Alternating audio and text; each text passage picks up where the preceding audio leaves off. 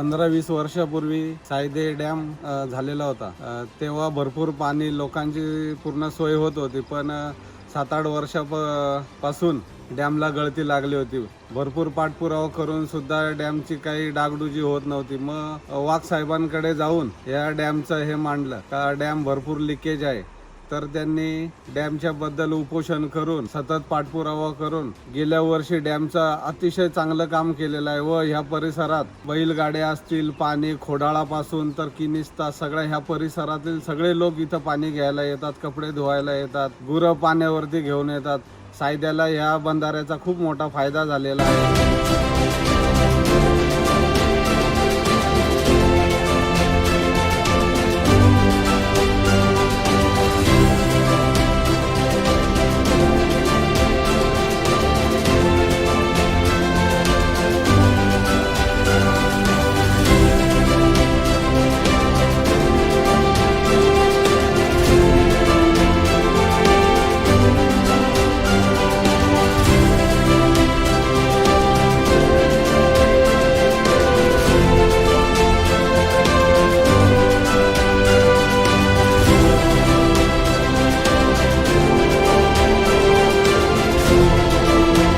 मी गजानन बाळो आडोंगे या सायदे गावचा राहणारा।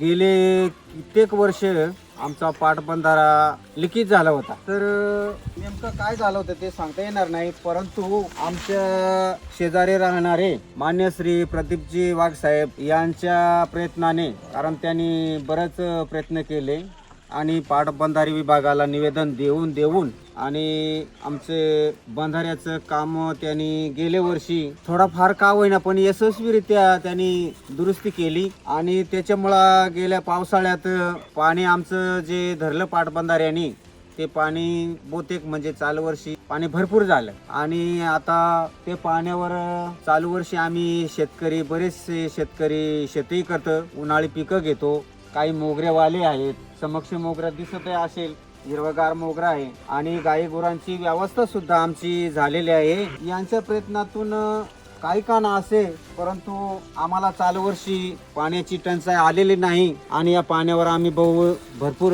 शेतीची कामं सुद्धा, भाजीपाल्याची कामं आणि केलेली आहेत। आता सध्या भाजीपाला तर काय जास्त उन्हामुळे तो निघूनच गेला, परंतु मागच्या महिन्यापर्यंत आम्ही भरपूर भाजीपाला काढला।